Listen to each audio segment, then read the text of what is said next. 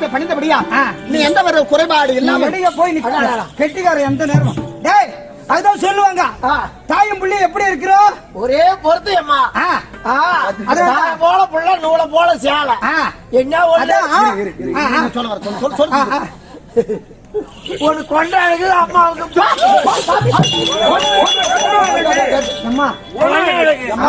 நான் கொண்டே இப்படி திருப்பி காட்டு நீ காட்டியா நீ ஒரு